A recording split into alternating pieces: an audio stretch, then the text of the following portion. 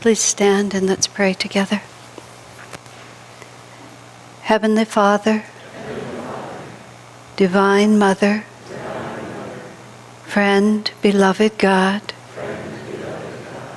Jesus Christ, Babaji Krishna, Lahiri Mahashaya,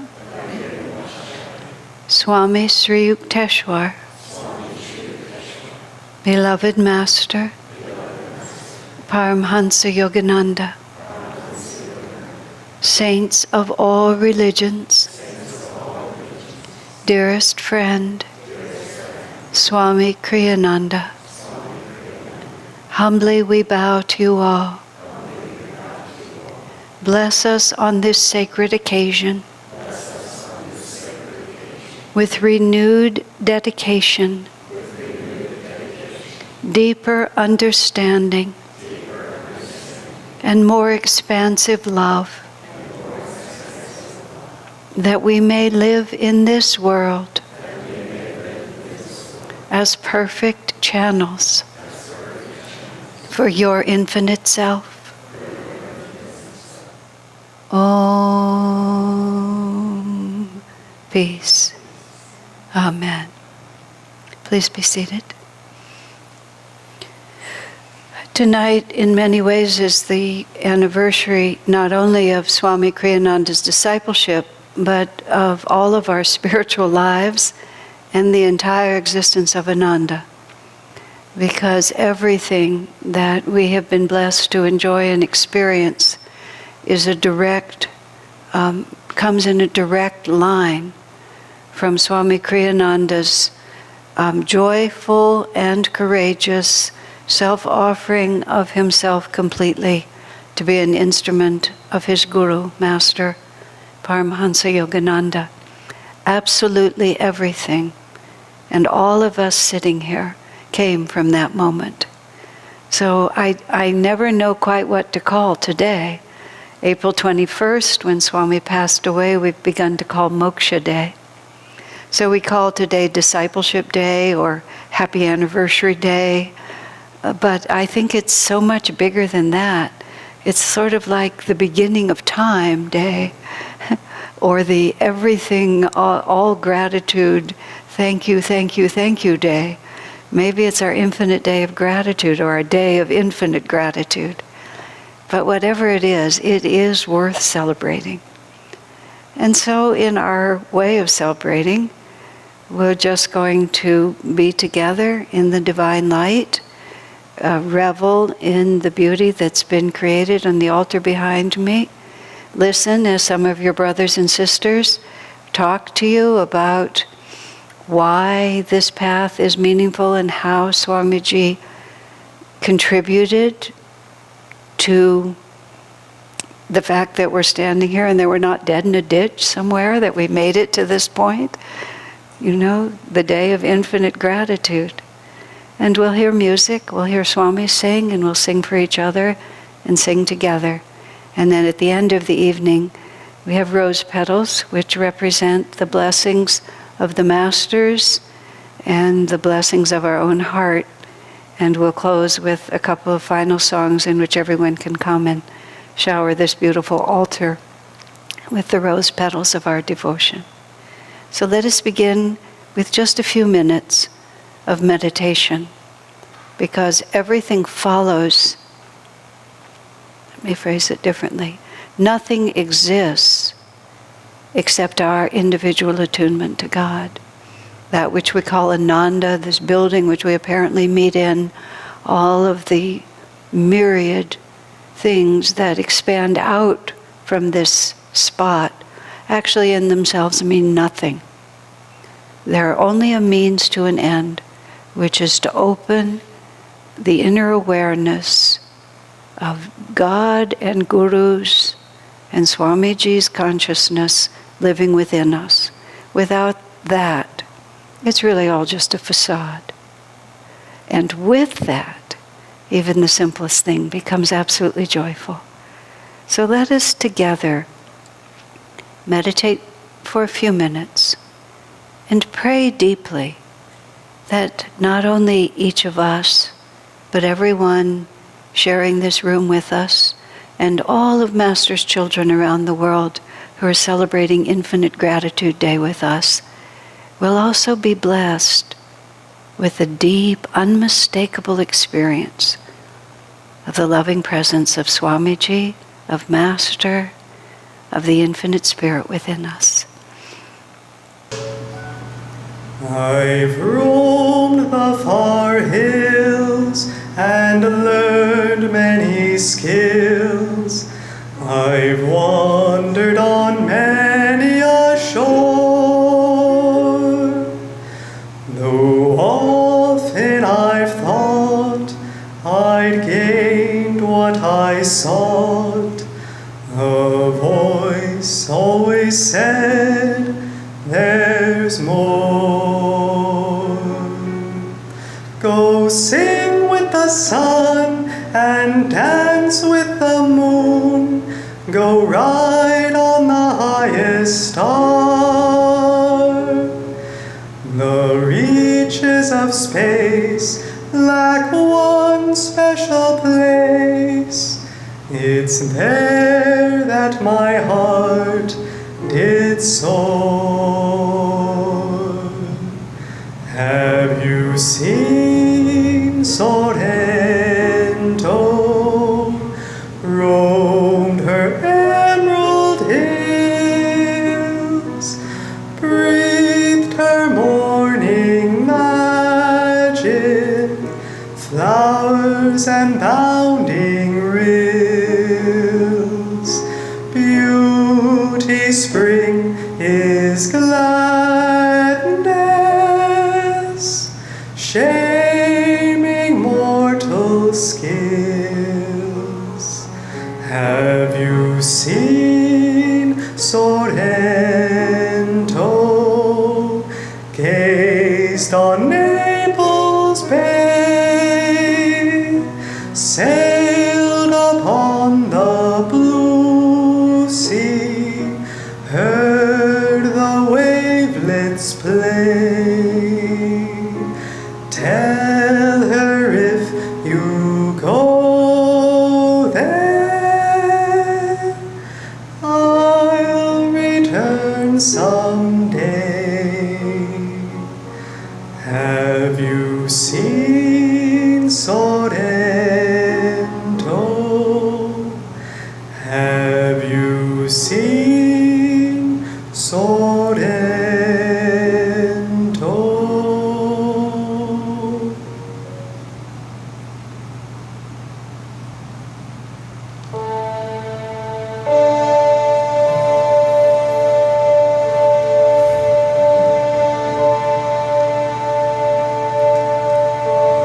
All your children, mother, call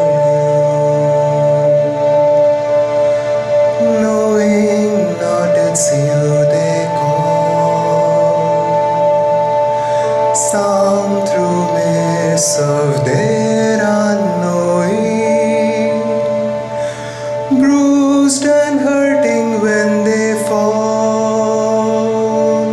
Turn away, but who can leave you? You, the mother of us all.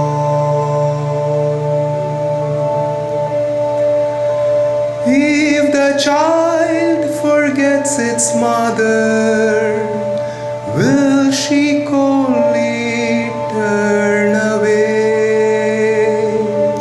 Wise or foolish, we're your children. Guide us, Mother, if we stray.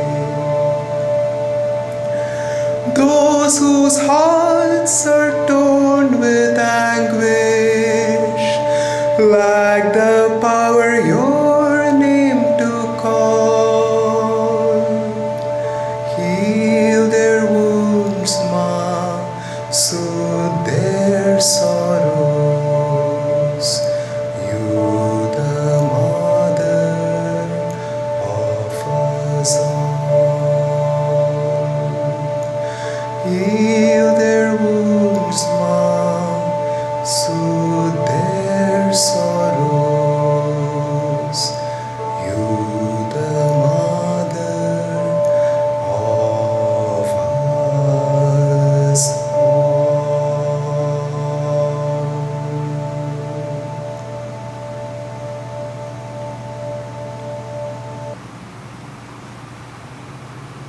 when I was invited to take a small section of tonight, it's always a challenge because Swamiji's given us so much.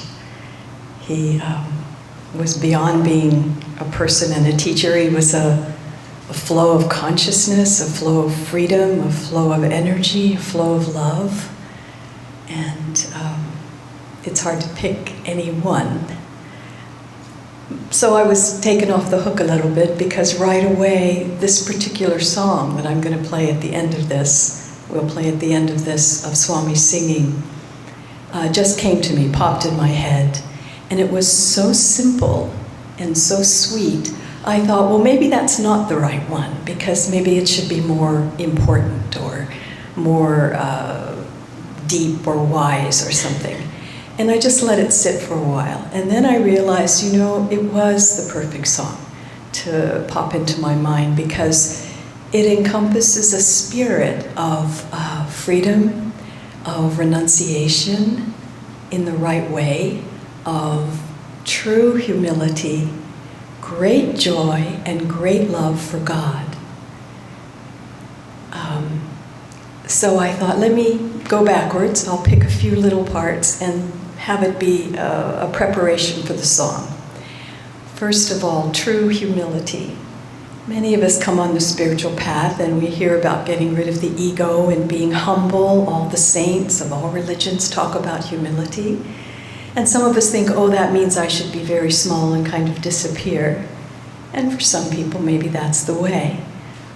But Swamiji lived for us and encouraged in us a kind of magnificent, creative humility. And we got to look at that and see how can that be humble? He used to write a letter just about every year when I lived at Ananda Village.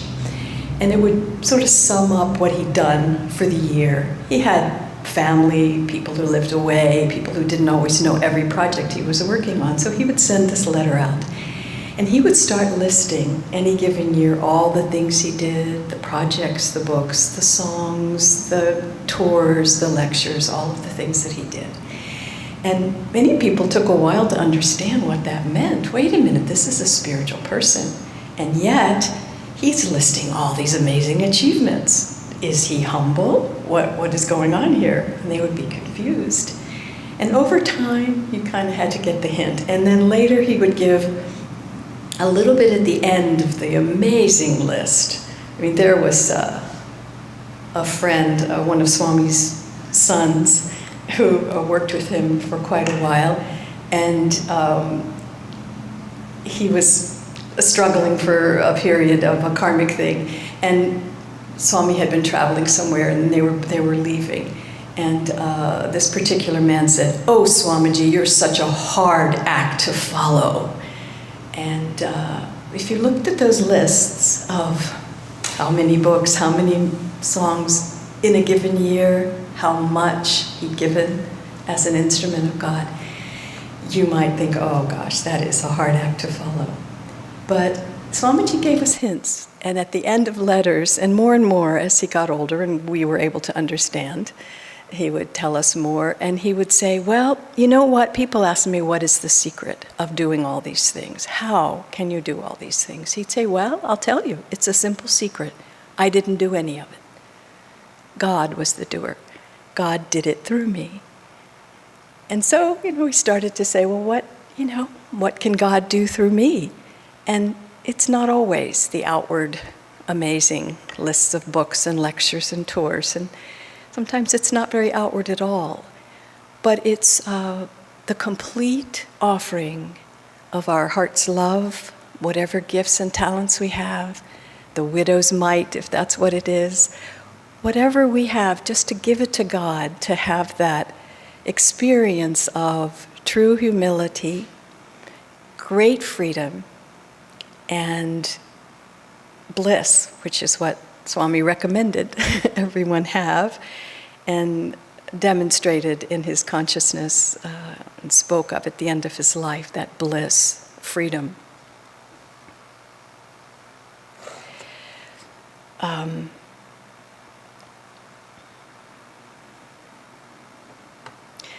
I'm just going to read a little quote from Swamiji from The New Path, again on humility. Humility, Master replied, comes from seeing God as the doer, not yourself. Seeing how you can feel proud of anything you have accomplished. How can you feel proud of anything you've accomplished? Humility lies in the heart. It is not a show put on to impress others. Whatever you may be doing, tell yourself constantly, God is doing this through me. One quick story in context, and then we'll have the music. That was the inspiration. This song was very precious to me personally. When I came to Ananda Village, I left the world and got a big dramatic dive in, leave everything behind. My worldly possessions were in a storage container that I then lost track of in my different programs, etc., and got a little notice at some point saying, all your things have been sold. So it was like, okay, well, that's easy. I'm living in a tiny room, so that sort of makes, they were all on the East Coast. It would have been a deal to handle them anyway, so there it went. I miss a few of my sketches that I'd done, but other than that, no attachment. But it was so joyful to just leap like that into the arms of God and say, I don't need anything. I am so happy inside. I feel such joy like I've never felt before. Who cares about anything? Anything. So this particular song I learned in the choir while I was just joining Ananda, and it spoke of that spirit very, very well. And as I came upon me now, whatever number of years I've been, 30-something years at Ananda, with, the way the path goes, freedom, not freedom, more freedom, less freedom, more joy, less joy, we have karma, we're working it out. So it's not a steady chart like this for most of us. So it was fun to have it come around again. And the phrase came to my mind, Zen mind, beginner's mind. As a beginner, I trusted God completely to just dive in and say, here I am, whatever you want to do with me. Live or die, I feel your joy, I don't care. And now to have that come around again and see, that's just the spirit. That's the spirit Swamiji gave us to live. It's why we're here together, why we're working out our karma with, and sometimes on one another. It's so that we can achieve that freedom. I've shared this with many of you in classes, but there was one phrase, that saying that one moment in the company of a saint can be your raft across the ocean of delusion. Well, some of us have streams of delusion, oceans, galaxies of delusion, whatever it feels like, that little bit of a thread that you can hold on to. And Swamiji gave me one of those threads early on that is such a multi-purpose charm. I just love to share it whenever I have an occasion.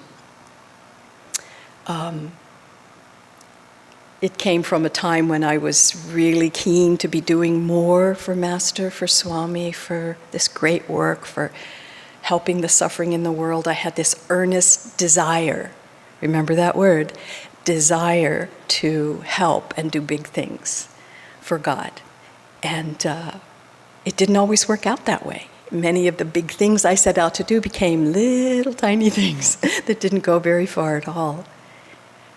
But I always was comforted when I would remind myself and be able to get back in and remember what Swamiji told me when I had first tried to do a little more than I was ready for.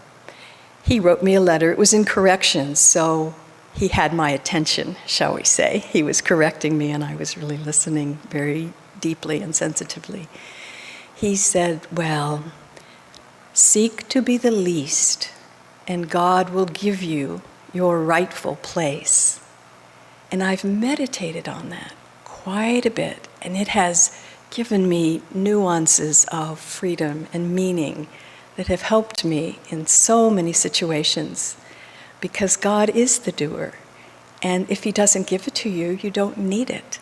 And if he does give it to you, you do need it. It just has helped me relax when I was too much in my own wish for doing something for God. Just, we have to put out our energy, we have to try our very best, give all we have, and then nishkam karma, give it all back to God, and enjoy that state of divine freedom in which Swamiji lived, still lives, and that joy of offering. He would say at the end of every night, build a bonfire, offer everything into God. And in his life as he developed, he said at the end, I only want your thoughts, Master. I don't want any thoughts even of my own. So that path of renunciation he lived for us, offers for us, and encourages and blesses us. So I will enjoy this song.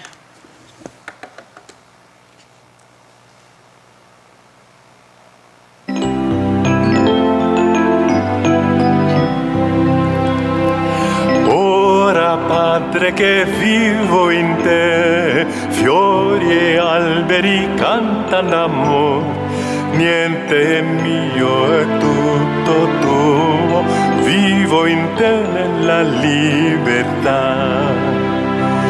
Ora Padre che danzo in te, festeggia tutta la terra con me. Tutti i fratelli miei s'uniscono per lodarti, o nostro Signore. Father, now that I wander with thee, flowers and fields seem alive with thy joy.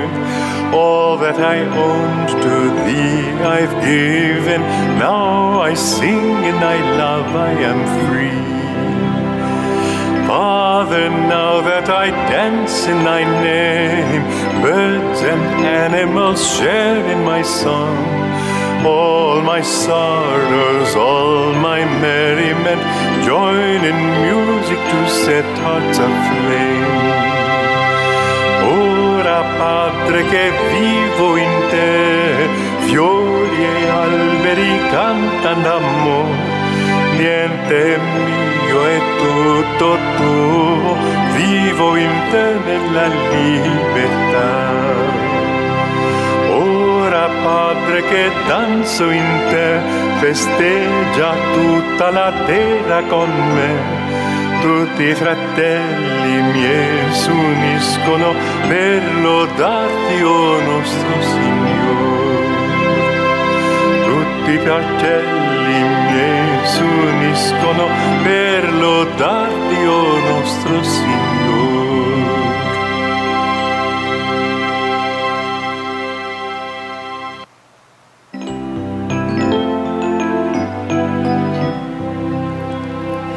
Ora Padre che vivo in te, fiori e alberi cantano d'amor. Niente è mio, è tutto tuo, vivo in te nella libertà. Ora Padre che danzo in te, festeggia tutta la terra con me. Tutti i fratelli miei s'uniscono per lodarti, o nostro Signore. Father, now that I wander with thee, flowers and fields seem alive with thy joy. All that I owned to thee I've given, now I sing in thy love I am free. Father, now that I dance in thy name, birds and animals share in my song. All my sorrows, all my merriment, join in music to set hearts aflame. Ora Padre che vivo in te, fiori e alberi cantano d'amor. Niente è mio, è tutto tuo, vivo in te nella libertà. Ora Padre che danzo in te, festeggia tutta la terra con me. Tutti i fratelli miei s'uniscono per lodarti, o nostro Signore. Tutti i fratelli miei s'uniscono per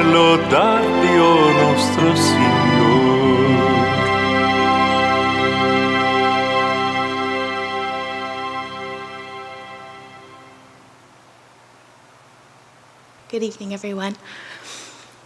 I was thinking about how on Master's birthday, we all wish each other happy birthday in such a sweet and loving way.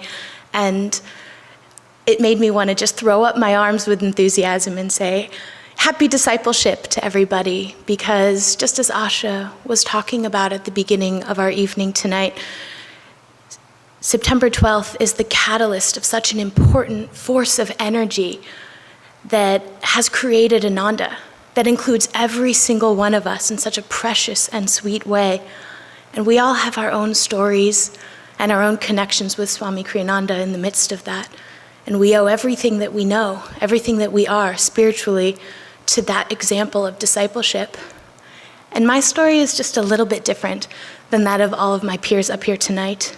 That's because I never had a personal relationship with Swami Kriyananda. I never met him. I was never even in the same room as him. But I feel such closeness and such profound friendship to him. And when I think about that experience, and this being the experience of so many people who are recently coming to Ananda, I think what a sweet gift it is from Divine Mother, that the way in which I can cultivate and we can cultivate that relationship to Swami Kriyananda, the way that we can laugh with him and talk with him, meditate with him, pray with him, is through attunement. Because attunement was such a precious practice in his life. Again, just as Asha was speaking about at the beginning of the evening, attunement is everything. But it's not attunement to Swami Kriyananda alone. It's attunement through Swami Kriyananda to that force of divine bliss that permeates all creation. And with that, it made me think of a story from a sweet little novel called The Alchemist, which I'm sure many of you have read. And in this story, there's a young boy who is sent by his father to the wisest man in the world in order to seek the question, or an answer to the question, what is the secret to happiness? And the boy travels for 40 days through the desert and comes upon a castle. And he expects the castle to be silent and tranquil. But instead what he finds is it is alive with joy and music and dancing and feasting. And he waits his turn to meet the wisest man in the world, and he asks his question, what is the secret to happiness? And the wise man smiles at him and says, I have so many guests to attend to. Please go and enjoy my palace for 2 hours and then come back. But meanwhile, take this teaspoon holding 2 drops of oil and do not let the oil spill. So the young boy takes the teaspoon, holding it tentatively in his hand, and begins to wander through the palace. He comes back after 2 hours to the wise man, and the wisest man in the world says, did you enjoy my palace? Did you see the tapestries, participate in the dancing, lay in the gardens? And the young boy looks down and says, no, I was too focused on the 2 drops of oil in the spoon. I didn't see anything. So the wise man smiles and says, go again, but this time see everything, participate in everything. And he does. And he comes back and delights in all of the adventures that he has. But the wise man looks down and says, but where are the 2 drops of oil? And the young boy says, I lost them along the way. And lovingly, the wise man looks at him and says, that is the secret to happiness. When you can enjoy everything that life has to offer, but never lose the drops of oil in the teaspoon. And the young boy nods and walks away.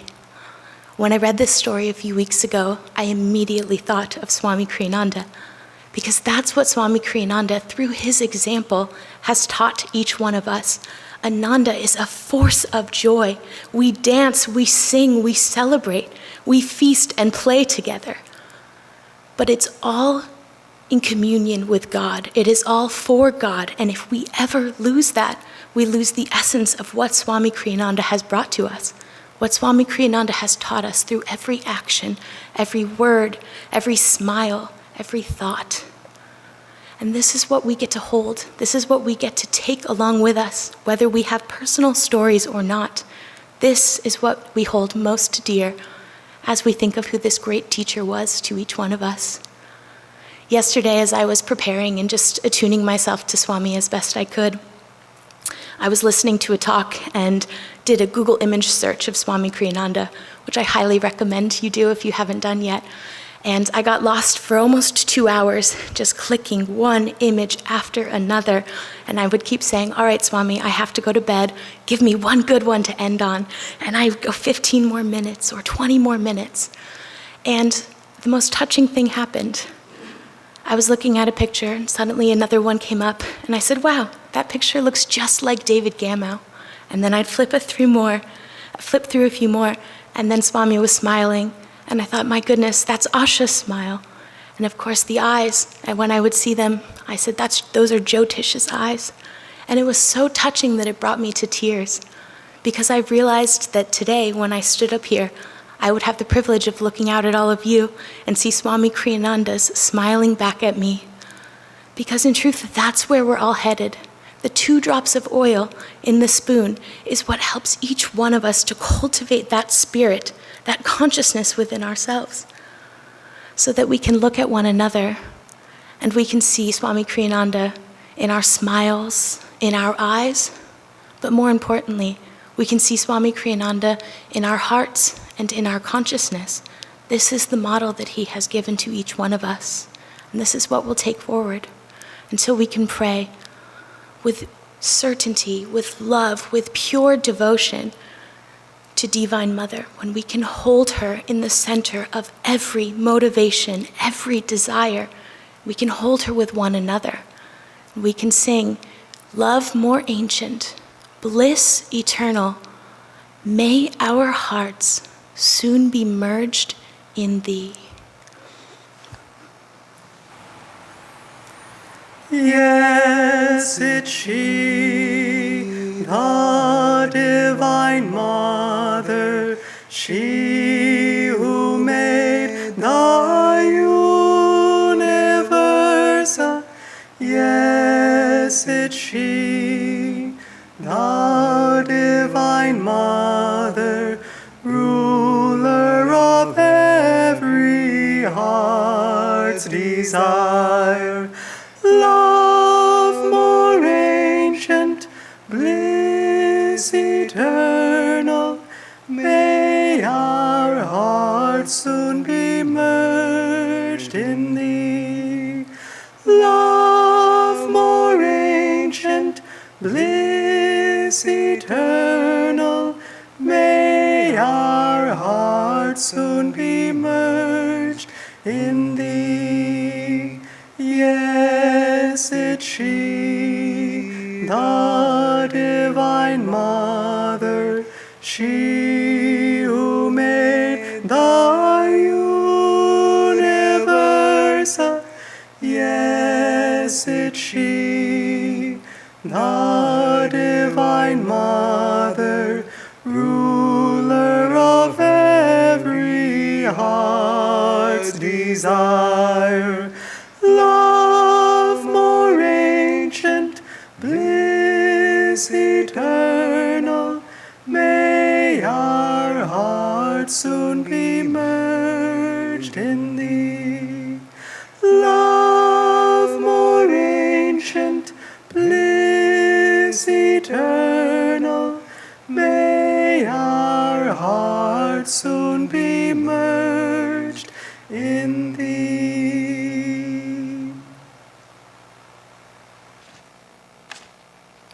Hello, my name is Rachel Ebke. I've been living at Ananda Village for the last 7 years, and I'm really grateful to be with all of you tonight. Although I met Swami Kriyananda a few times, I never really got an opportunity to get to know him personally. I sort of came at the end of his life when whenever he would give a talk, he was so overwhelmed with bliss that he could barely finish a sentence without crying, just even talking about Yogananda. And this was really moving to me because I realized that a love like this, a devotion like this, took a lot of courage, and I also wanted to love like that. In 2013, when Swami passed, I was asked to make a tribute video for him, which was a problem because I actually never made videos before. And this was really my first day on the job. It was my first gig as a video artist, as a video editor. And I was completely panicked because I knew that the entire Ananda world was going to be watching this video. And not only am I not computer savvy, you can ask my husband, but I also can't really learn online tutorials.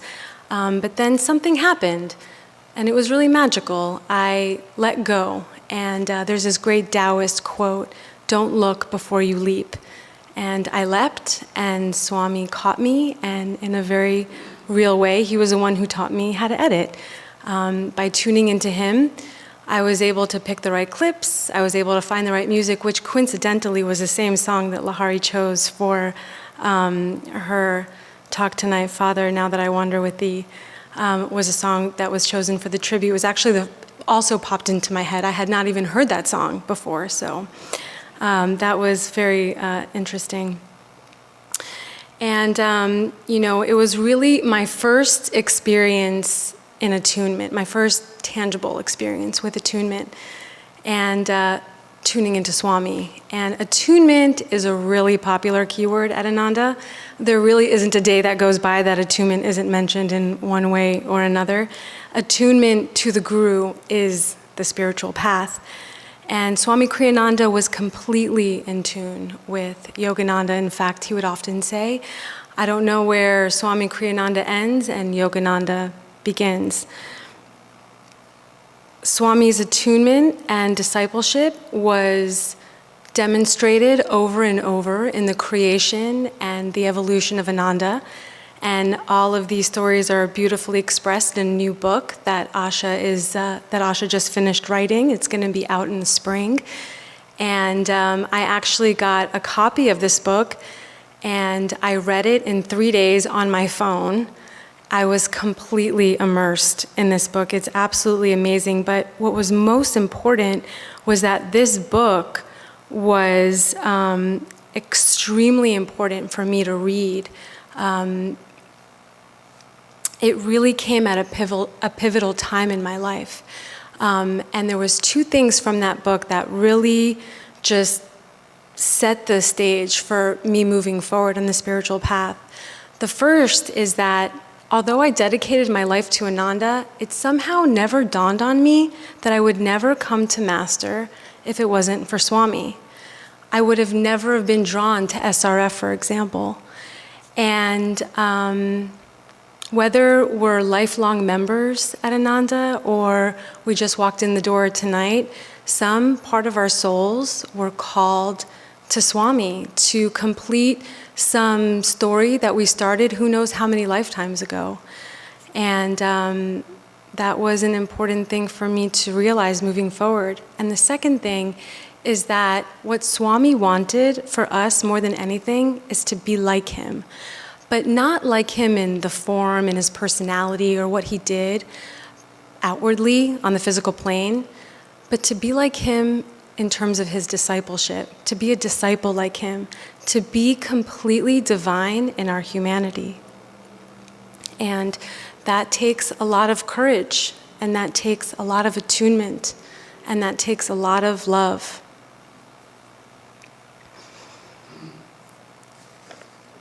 This is a quote from Asha's book, quoting this. To be original is not to do something that's never been done before. It's to come from your own point of origin, from the heart of your own life experience. True creativity is an outward expression of the inspiration you feel inside. Otherwise, it's just an echo of what's been done before. Most people think of creativity as, I want to create something, or I need to express myself. I have never felt the need to express myself. My only thought is, how can I serve? And that is what is so special about Swami, is that he is the ultimate example of discipleship, whatever that might look like, however incorrect or ridiculous that might seem to others. In the beginning of Ananda, a lot of people were drawn to the monastery. There was a lot of magnetism around it because, Kali Yuga, that's how we define spirituality. And a lot of people thought, okay, if I'm going to be doing this spiritual thing, I might as well become a monk and really go for it. And then all of a sudden, Swami decided to get married. And that really confused a lot of people, and it upset some. But he stood in his truth, knowing that this is what he needed to do. And in fact, Ananda really wouldn't be what it is today if it was monastery focused. And in fact, it allowed people, Swami getting married, the decision for him to get married, allowed people to tune into their own next steps. And the truth is that we're each designed in a very specific way for a very specific reason.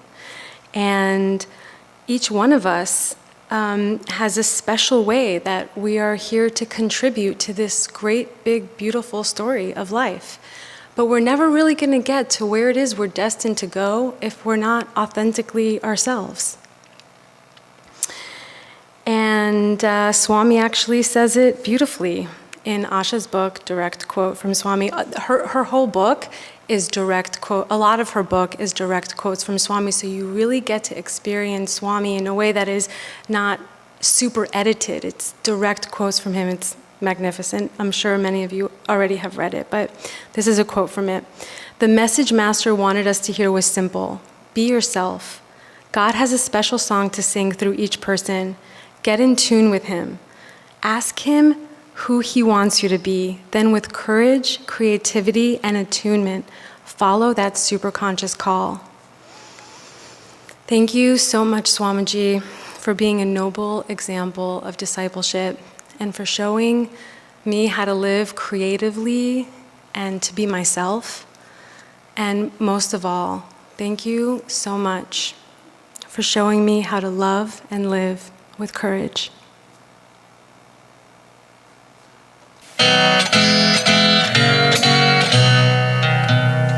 Walk like a man, even though you walk alone. Why court approval once the road is known? Let come who will, but if they all turn home, the goal still awaits you. Go on alone. Follow your dream, though it lead to worlds unknown. Life's but a shadow once our dreams have flown. What if men cry, your dream is not our own? Your soul knows the answer. Go on alone. Give life your heart. Bless everything that's grown. Fear not the loving.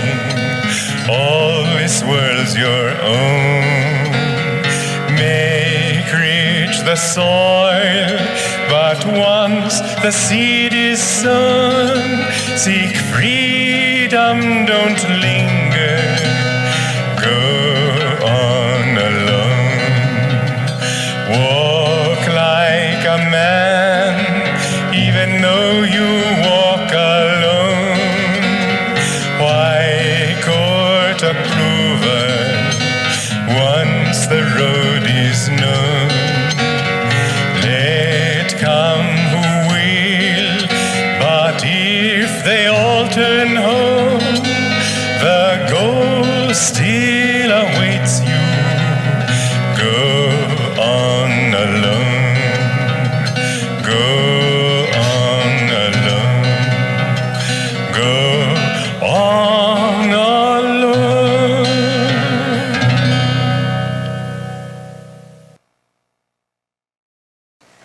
It's about the most fun thing in the world to sit around and tell stories about Swami. So I wish we were all in a big living room so we could all do it together and have a sleepover, share everybody's stories.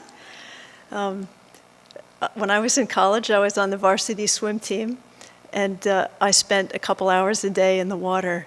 And every stroke I took, I was underwater for about a half a second. As soon as I would come up above water, I heard my coach screaming at me from the side, "Faster!"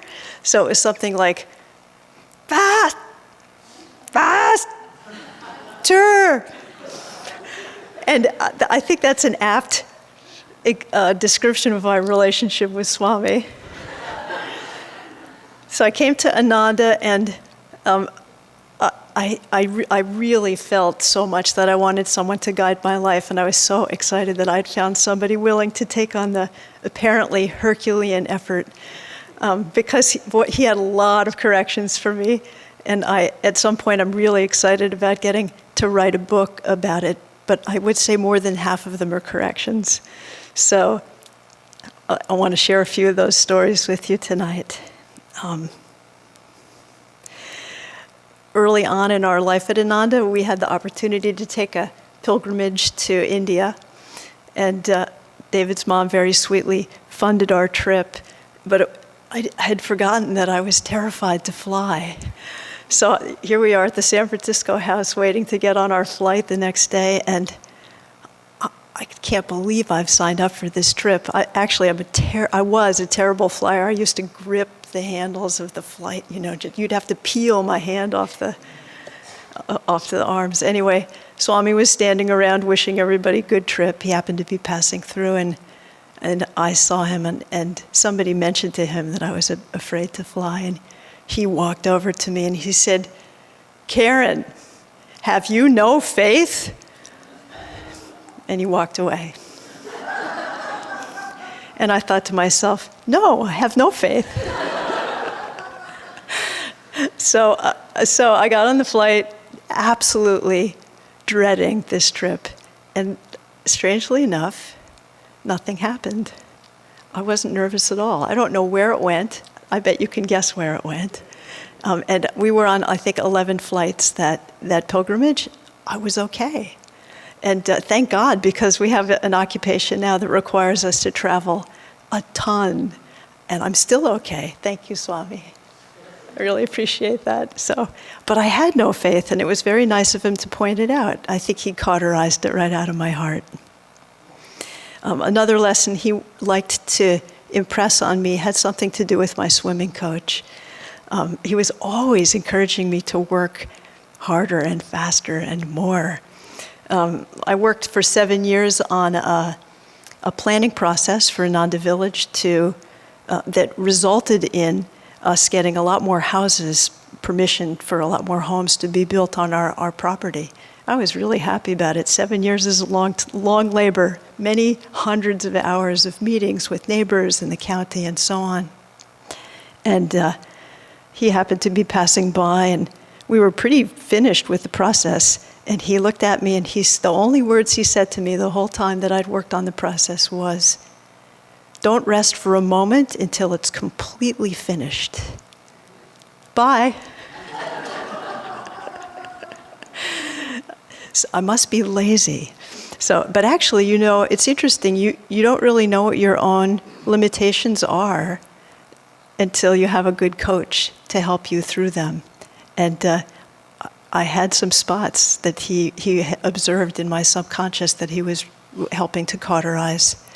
I remember with some pleasure, not very long after, I was at the dentist waiting for him to come in and clean my teeth, and Swami happened to be walking through the dental office. He had the same dentist, and he must have recognized the back of my head because I was in the chair. He said, "Karen, is that you?" I said, "Yes, sir." He said, "What are you doing?" And I said, "Working, sir." Which I was. I was just busy making some big list. And he said, "Good girl." Not long thereafter, I worked for him for many years at the publishing company. And I was forever writing blurbs for the things that he would produce. And I had to race to write as many blurbs as the things he produced. One day he had finished filming 8 two-hour video courses on different topics, yugas, leadership, meditation, you name it. And he called up to my desk and he said, "Karen, we could use back cover copy for all of these videos. We're going to need them right away. Could you finish these in the next 2 hours?" And I said, pause. "Where are you?" And he said, "I'm in Palo Alto. Could you fax them to me as soon as they're ready?" And I said, could I fax you 2 in the next hour, and then could I get you the rest in the next hour after that? And he paused, and he said, yes. So in a frenzy of writing, an absolute miracle, I did manage to finish 8 video back cover copies in 2 hours, and I think he was a little surprised, actually, so thanks for that test, too. That was a great one. I have just a few things to finish up with, and then we'll do some singing together. I had a dream of Swami some years ago. I had a few people I would say, had left Ananda to go follow another spiritual teacher. And it left a little ripple in my heart. And I thought, oh, how sad. And then I thought, who is Swami anyway, really? Do I really know who Swami is? And in this dream, I was standing in like a big opera house, and he was sitting on the stage facing out into the hall, and I was standing behind him. And I looked, the back of his head is so unique, that lovely little round gray hair. And all of a sudden, a hole opened up, and the back of his head disappeared, and into it, all I could see were stars and galaxies, as far as the eye could see. And I woke up feeling like I had received the answer to my question. I like to tell, there are many amusing and interesting, like little stories like I'm sharing with you about Swami, but he was so far beyond anything that I really understand.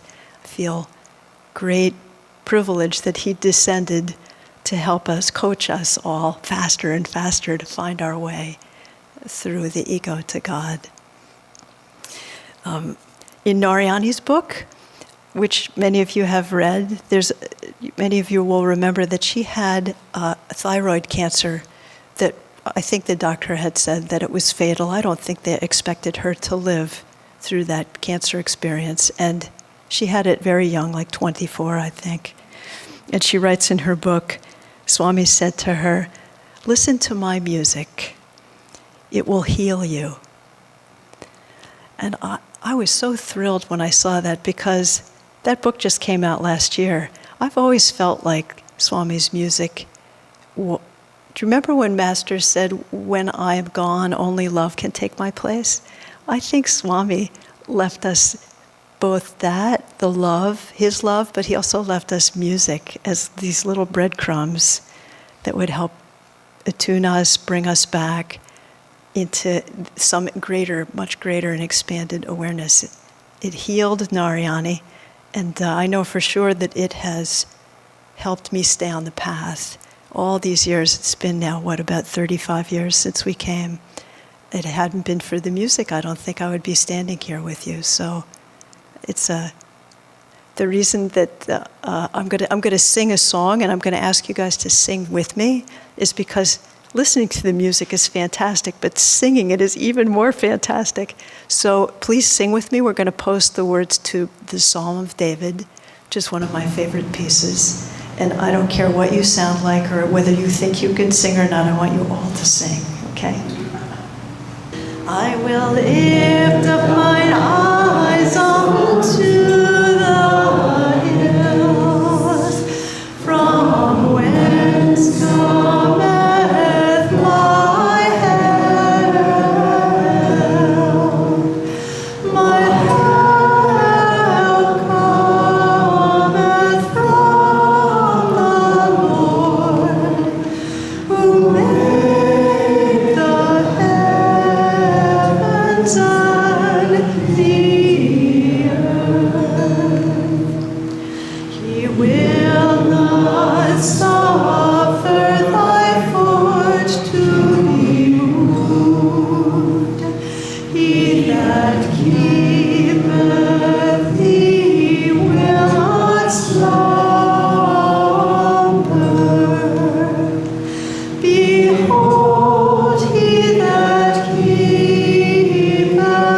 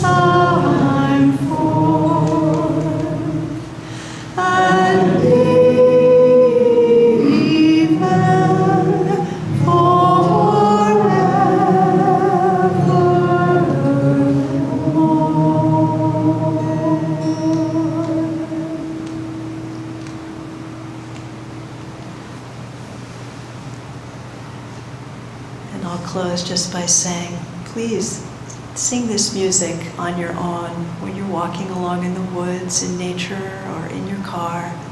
There's something so unusually powerful about it. It will really transform you.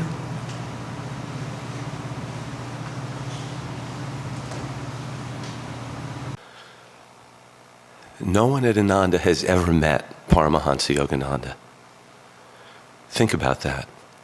But I speak for myself, and I know I speak for many others. I feel like I've met him. And the reason that that's the case is because of all the beautiful and touching stories that Swami has told over the years. And Lakshmi, I have to say, I'm crying already. This is ridiculous. I haven't even started yet. I was so touched by what you said that you've never met Swami. And I feel that those of us who were blessed to have some physical connection while he was in the body, it's our obligation to share stories in the same way that Swami has shared stories of his life with Master. So I have a few stories that I did want to share for tonight. Many, many years ago, Karen and I were newly at Ananda Village. It was about 1984, 85, something like that. Swami often would write a book, and he would send the manuscript out to people. So the book that he was working on at the time was Crisis in Modern Thought, which is now called Out of the Labyrinth. It's been rewritten and re-edited. And so at the time, he sent the book to Jyotish, Devi, Asha, perhaps Jaya, and me and Karen. Now, I don't know if you remember the old Sesame Street game, one of these is not like the others. I had no idea why Swami sent us this book. But he said, I really would appreciate your comments and your thoughts about the book, any editorial comments you have. And I thought, great. I majored in the honors program in philosophy at Swarthmore College. I'm up for the task. And I wrote him a very nice, concise 6-page letter filled with corrections. So Swami writes back and he says, Karen, I very much appreciated your comments. They were just what I was looking for. David, your comments were completely useless and would require me to rewrite the whole book, which I have no intention of doing. Now, I'd been at the village 18 months, and I'm thinking, great. Swami's going to start a center in Irkutsk, and I'm going to be sent there to work in the coal mines. But somehow he knew. I have to say, on a conscious level, it took me a little while to fully open my heart to him, because we had just gotten there, and it took me a while to feel who he was. And the Master says, open your heart to me, and I will enter and take charge of your life. So the stories I want to share in the few minutes that I have are correctives. That was a strong one, but most of them are just so sweet. Karen and I were in Italy. We were living in Italy. Swami had asked us to go over to sing at one point. We're in Italy, and we happened to pass Swami, and he said, I have to go to town. This may have been an earlier time we were living in Italy, but it doesn't matter. I have to go to town, and I have to do some errands. Would you like to come with us? And Karen and I said, no, we're busy this afternoon. No. We said, we would love to. He would always take someone to town. He was driving back then, so it was probably an earlier time. But he would always want to go with people. So we went in. Swami really liked cappuccinos. At least that was the game that he played. And you learned, if you like cappuccinos, that you want to get one as soon as you get into town. Because if you get it soon enough, then you can have another one before you leave town. So we got into town, immediately went to the cappuccino bar. And it's just so joyful to be with Swami. So it's just the three of us. And we go in and we order. And we're sipping our cappuccinos. And this man walks into the bar. And he was clearly homeless. And he had a string around his neck that was tied to a cardboard box that had been cut low. So it was sort of like a tray, and it was supported by the string around his neck. And he was completely bedraggled. His hair was a mess. His clothing was ripped. And he sort of shuffled in. He was a little bit older. He sort of shuffled into the bar. And inside, on the platform, sort of inside the shallow box, were a whole bunch of things. That's the best way I can describe it. There was a comb. There was one of those little portable fans with batteries that you can blow on yourself, and all sorts of little things like that. And he walks over to our table, clearly, and he's sort of muttering in Italian. My Italian is mediocre. His may have been worse, even though he was Italian. I couldn't understand anything he was saying. And he wanders over the table, And my first thought, I have to say, my first thought was, go away. I'm here with Swami. I don't really want this other energy intruding on this very blessed event. So he walks over, and it's not like it was a strong thought, but you know exactly what I mean. I'm just sort of wishing this were other. He walks over, and Swami says, oh, sir, please come here. Let's see what you have here. And he starts poking through the things on the tray in the low box. And he says, oh, some of these things look very good. I think I can use this, and I can use this. And he's buying these things, a sun visor, a plastic sun visor. I know Swami didn't need a plastic sun visor. And he buys these things, and the man bows very slightly and walks away counting the 2.5 euros that it was. And Swami just turns to me and says, I always support people who are trying to better themselves with dignity. And I have to say, I was quite ashamed. But not, in a certain sense, not self-critical. It was a very natural response, but it was such a beautiful lesson. And it was done so gracefully and graciously. Another story I want to share. I was fortunate to have at least a little bit of a personal relationship with Swami, so we would see each other. We'd say, David, good to see you, how are you? Just that sort of thing. So I was at the Crystal Hermitage, his home up at Ananda Village. And I'm walking in, and Swami, there was some community type gathering. I don't think it was as big as Christmas, but something like that. And I'm walking in, and Swami's in the entryway there. And whenever I would see Swami, he would say, just as I said, David, it's so nice to see you. You know, I hope you're well. Oh, yes, sir, it's always lovely to see you. And then, he would pass on. I walk in this time, and he looks right past me like I don't exist and walks right past me. And I felt it in the heart. For a moment, I was sort of hurt, but I just loved and trusted him way too much for that. So I knew something was going on. I just knew something was going on. But I let it pass, and I thought, I'll deal with this later. And I spent the hour or so there in whatever the gathering was, I don't remember. And then I went home to meditate. And I really needed to find what this was. And I realized what it was. In a little bit, I had grown pleased on a personal level of my relationship with Swami. It had become personal. Now, I will let you draw your own conclusion.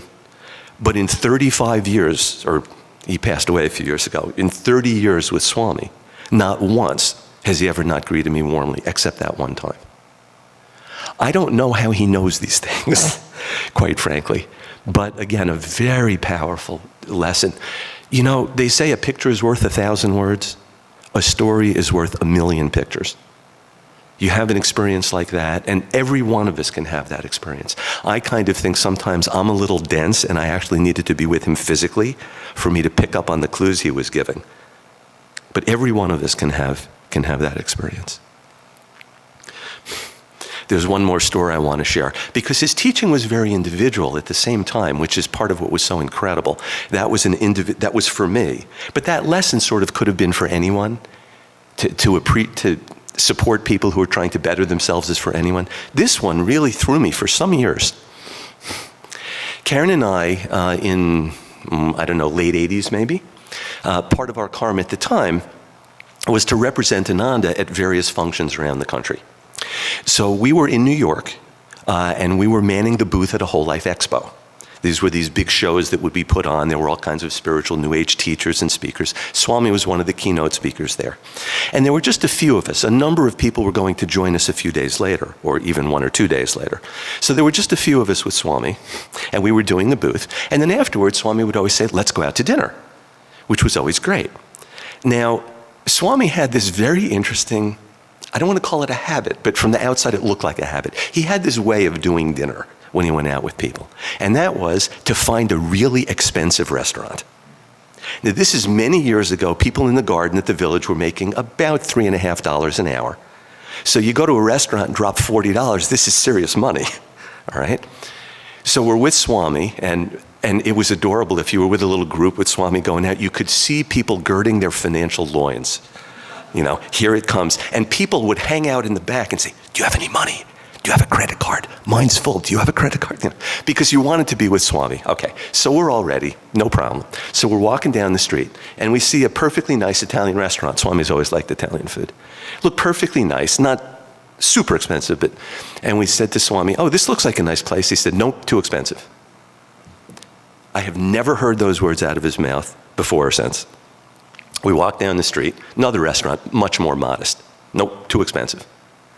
And I'm thinking, what space alien kidnapped Swami and substituted this frugal person? I couldn't figure out what was going on.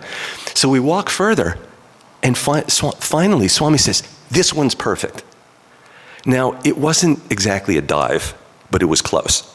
It had plastic tablecloths, the red and white checkered tablecloths, and green plastic chairs, and the menu was old, let's say.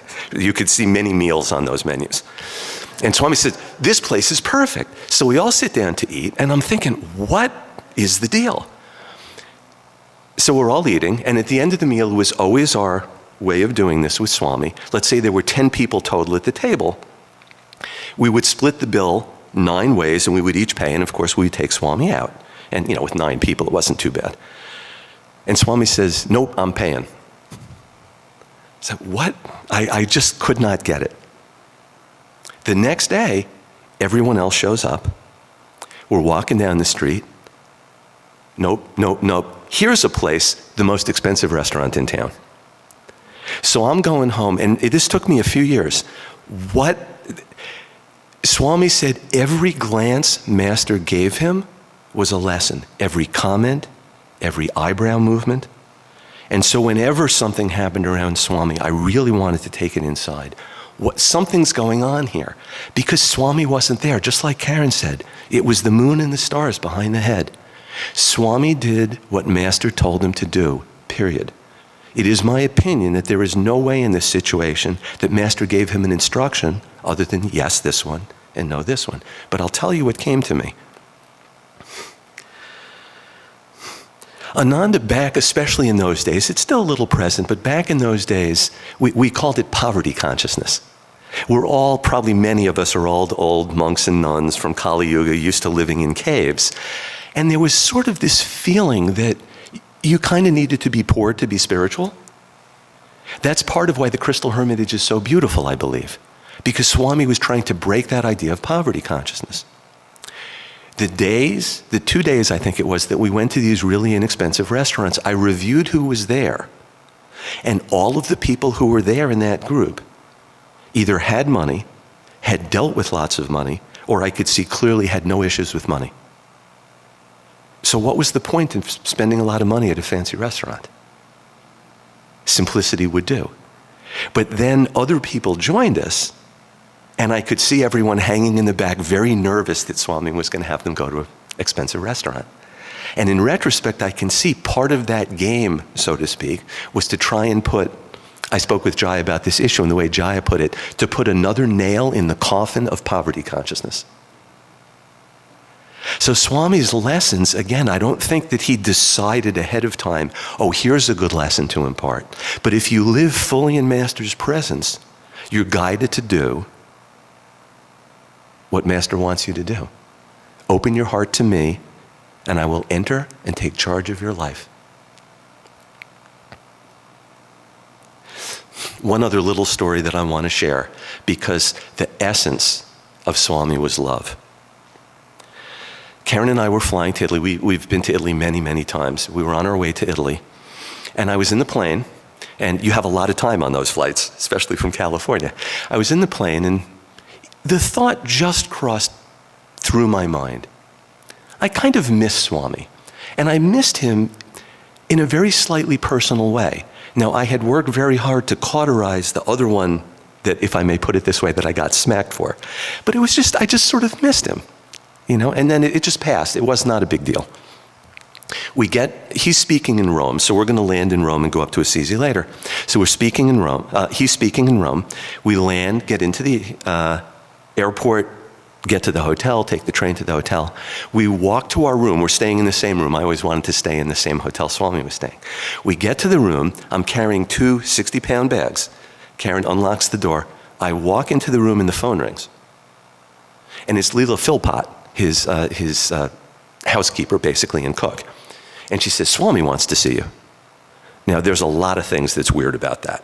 He's got a lot of stuff that he's dealing with. I didn't even think he knew we were coming to Italy, let alone like what flight and what time we're going to get to the hotel. So we say, oh, of course. So we go up, and he had gotten a suite, and there was a small group, about 15 people, maybe 20 people in there. And Swami's sort of at the far end of the suite. So the door is on one end, and we open the door, knock, someone opened the door, and Swami's all the way across the room. And I did what I usually do. I go to the back of the room, and I'm sort of standing against the wall. And Swami says, oh, no, over here. And he points right at his feet.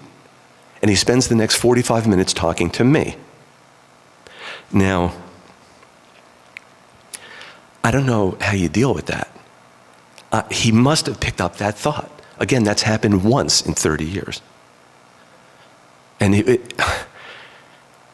Swami said he has two goals in his life: to find God and to find the joy of God, and to share that joy with everyone else. And I know that all of that is based in love, his love for every one of us. I can't think of a more perfect example. I had a fleeting thought in a plane flight. Swami called and said, please sit next to me. Every one of us can sit next to Swami every day for the rest of our lives if we open our hearts enough.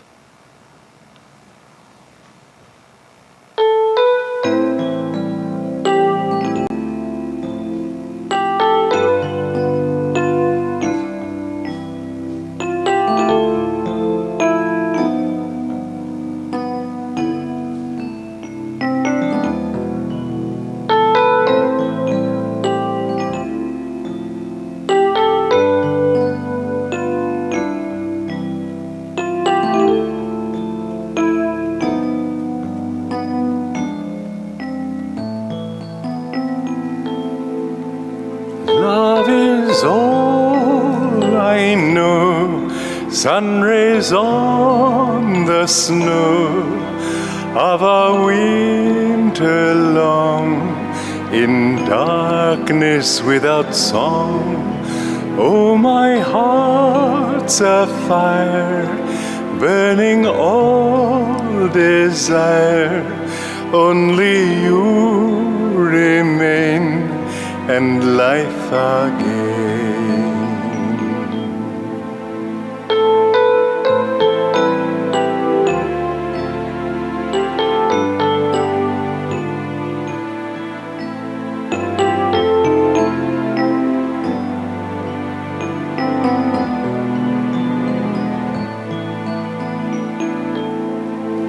Love is all I know, sun rays on the snow of a winter long, in darkness without song. Oh, my heart's a fire, burning all desire. Only you remain, and life again. Too long I did stray, flung lifetimes away, imagined you did not care. I know now your smile was mine all the while. I listened and love was there. I can't breathe for love. All the stars above call to me, come home. Life's waves all end in foam. Only love can heal all the pain I feel. What a fool was I to turn away.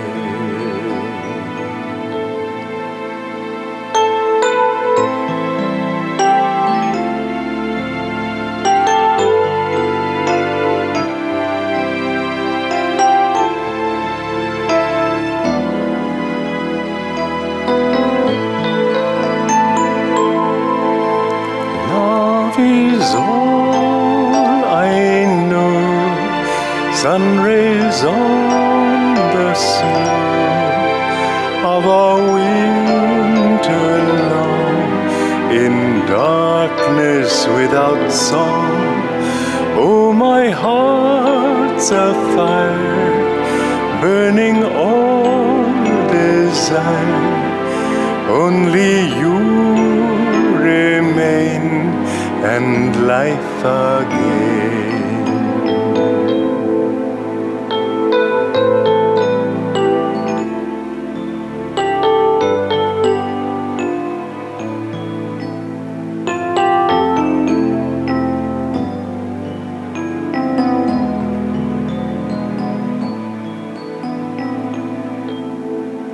Love is all I know, sun rays on the snow of a winter long, in darkness without song. Oh, my heart's afire, burning all desire. Only you remain, and life again. Too long I did stray, flung lifetimes away, imagined you did not care. I know now your smile was mine all the while. I listened and love was there. I can't breathe for love. All the stars above call to me, come home. Life's waves all end in foam. Only love can heal all the pain I feel. What a fool was I to turn away.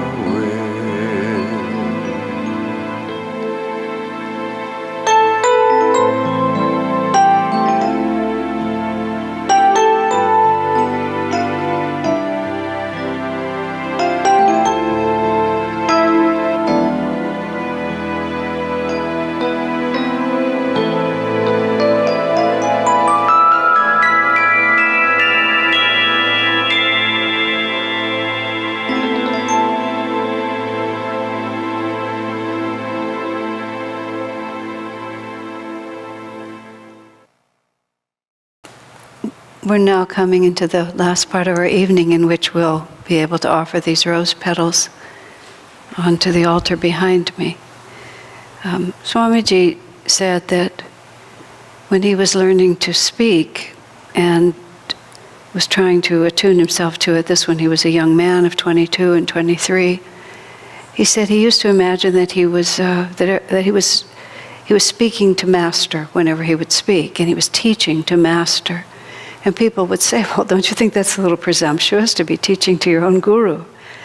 And so Swamiji explained very subtly that, and let me just preface this by saying, explain this more by saying, Swamiji was always trying to find a way for us to understand how the infinite can be embodied in a specific form, and that form can have personality and charm and experiences. This was his life with Master he's talking about. And yet not all you're ever actually experiencing is what Swami began to call the ray of the divine that comes through it. And he said, when he would talk to an audience, he said the part of each person he was speaking to that longed for bliss, he said that was Master. That's the Guru. It's this very subtle separation unity. So he would speak to that part in every person that longed to awaken, because that was Master in that person. Because ultimately what happens is that when we actually awaken, we realize that we were never separate. when Karen talks about that story of swimming with the coach shouting in her ears from the water, from the outside the pool. I was remembering when I was in Israel a couple of years ago on this pilgrimage, and we were somewhere in some desert place, and we were walking up this very narrow path, and there was a cliff on the side, and there were various reasons, but I forget that I have intermittent vertigo. And so we're walking like this, and all of a sudden the trail curved, and so I couldn't see it, even though it was right there, and I panicked. And there were a lot of people behind me. There were about 30 on the pilgrimage, and I completely lost my mind, and I turned, and the trail was about maybe 2.5 feet, and I started running back through all these people like this, and just an absolute, completely out of my mind with panic. And this man named Marty, who was our guide, big, strong American immigrant to Israel, he saw me and he caught me like that. I can still remember he had this huge, strong hand. He just caught me like that. And as soon as he did that, I just stopped. And I thought, that's what Swami is to us. We panic, we worry, we wonder, and then he catches you. He's not outside of the pool, he's in the pool. We're swimming, we're drying, we're going underwater, we're coming up, we don't know what we're going to do. And then all of a sudden, strong hand catches you, and everything changes. The part of us that longs to be free and has the capacity to be free, that's the Guru. And we receive it as often and to what extent that we wish to receive it. The degree to which we want to continue in panic, we get to continue in panic. And when we really get tired of it, and with our whole heart say, I'm tired of this, God alone, then all of a sudden that hand grabs you and everything changes. That's our prayer. Help me to want you, Lord, more than I want anything else. And then the response is there. Father, Divine Mother, Friend, beloved God, Jesus Christ, Babaji Krishna, Lahiri Mahashaya, Swami Sri Yukteswar, beloved Master, Paramhansa Yogananda, saints of all religions, dearest friend, Swami Kriyananda, humbly we bow to all of you. May thy love shine forever on the sanctuary of our devotion,